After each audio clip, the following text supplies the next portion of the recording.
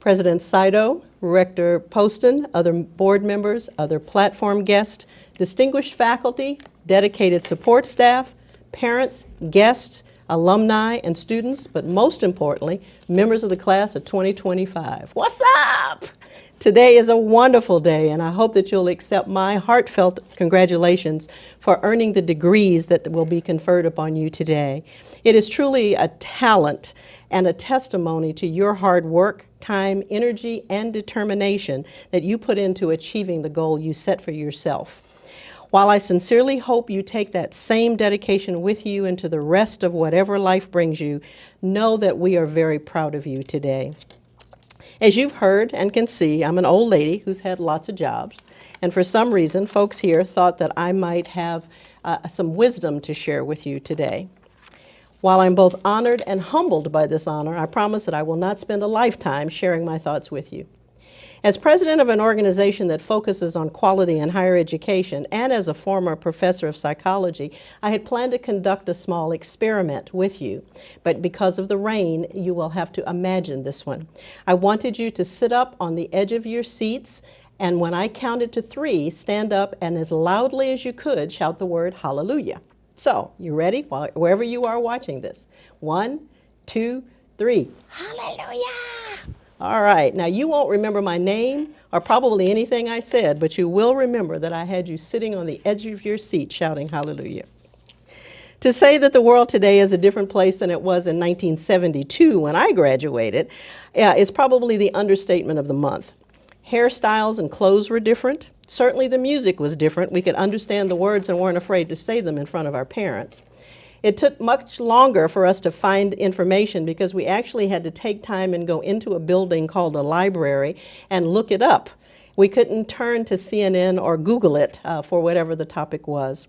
We actually talked to each other. We didn't text while sitting in front of each other, but actually held conversations with each other, watched facial features, and were better able to determine what actually people meant when they said something. And there were not only enough jobs to go around, but there were enough people who were trained to fill those jobs. As I reflect upon the mammoth changes that my generation has caused to place over a lifetime, I can only wonder what you and your fellow graduates will do to change the world henceforth. Things we take for granted, like Velcro, microwaves, Post-it notes, computers, from those that filled an entire room to now the ones that you wear on your wrist.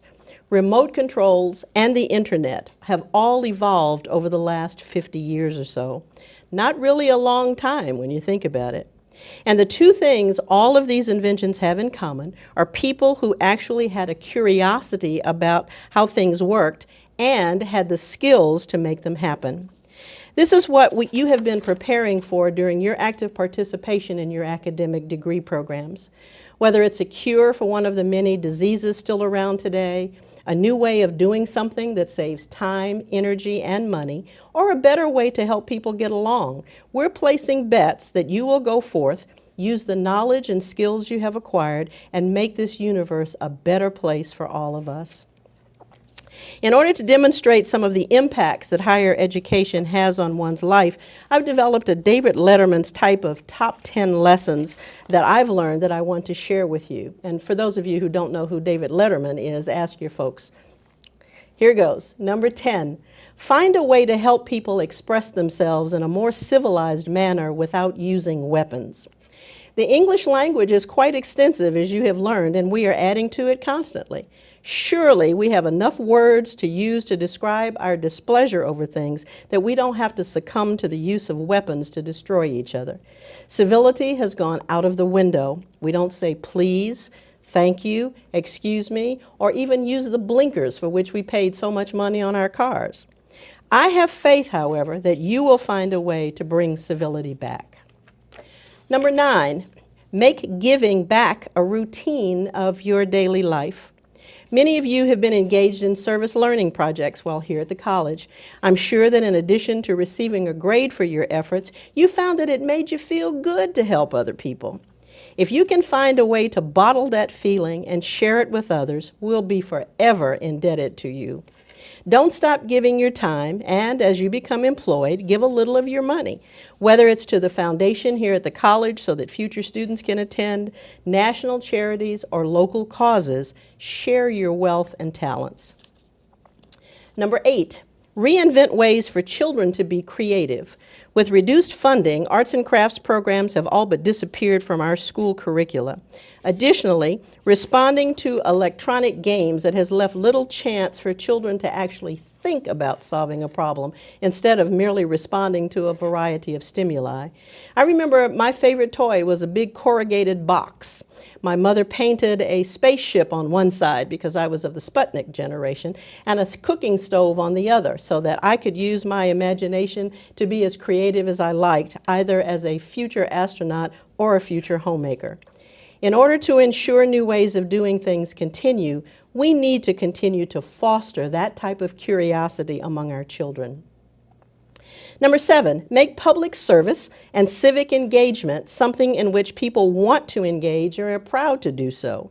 We have become so jaded by the behavior of so many of our elected officials that many of us aren't willing to put ourselves and our families out there to be ridiculed, threatened, or criticized, let alone supported. We used to be proud of our elected officials. We supported them with time and money and were willing to defend their actions. Now, most of us don't even know the names of our elected officials, whether locally, regionally, or nationally. In order for our country to retain its position of power worldwide, we must be able to trust those we elect to serve. Number 6, learning is a lifelong phenomenon. Though you will be awarded a college degree today, don't stop learning. And remember, no question is too stupid to be asked. I'm a former psychology faculty member who had taught child psychology, and one day we were talking about the advantages of breastfeeding children versus bottle feeding children, and I actually had a young woman ask me if black women had chocolate milk in their breast.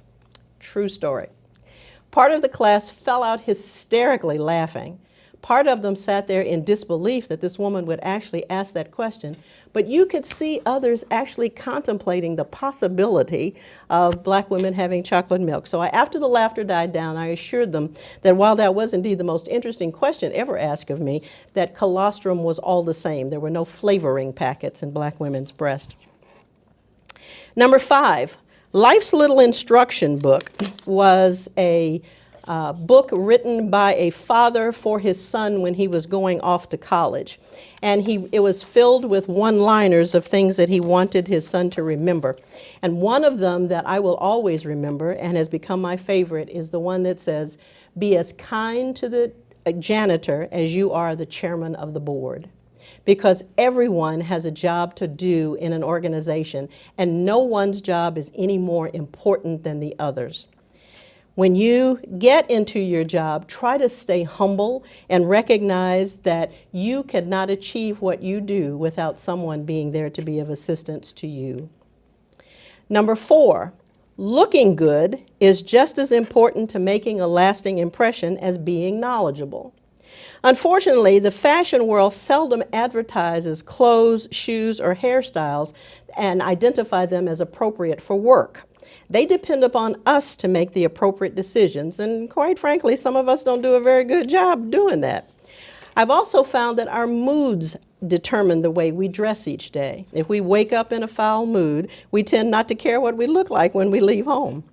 Each day, if you wake up saying to yourself, "I'm going to take this job by storm," or "They can't live another day without me here," and have that level of confidence, you'll dress to impress as you leave the house. It will not only brighten your day, but it will brighten the day of the people with whom you work. Number 3, be a mentor to those who are trying to achieve what you've already achieved. You've learned some very valuable lessons here at the college. Share those with others. As you progress through your career, let others know of the lessons you've learned, the easy ones and the more difficult ones, so that they too can be successful. I know I'm very proud of those who have been kind enough to let me know that something I said or did helped them grow. Be one of those people too. Number 2, stand for something. My grandmother used to tell me that people are going to talk about you no matter what you do.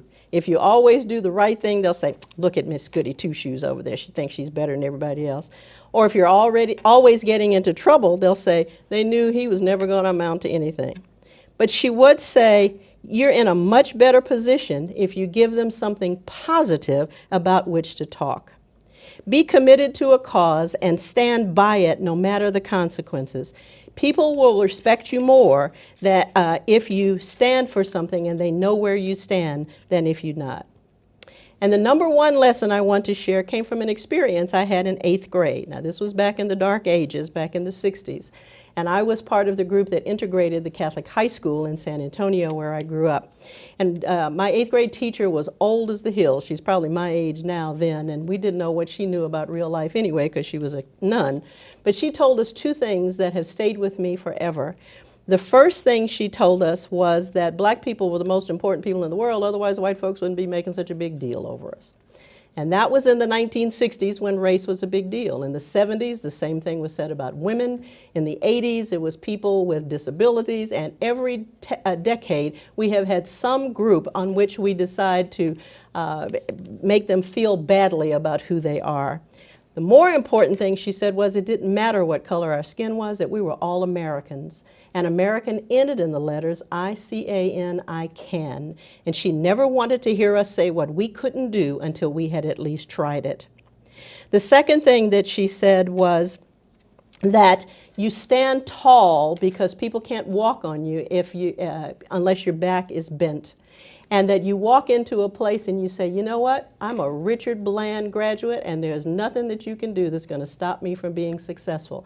I will push this rock out of the way. I will move mountains to be able to achieve what I need to achieve. You have already shown that you have what it takes to make things happen.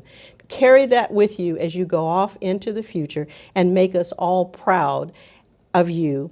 Best of luck in all your future endeavors, and more than anything, thank you for letting me be a part of your celebration.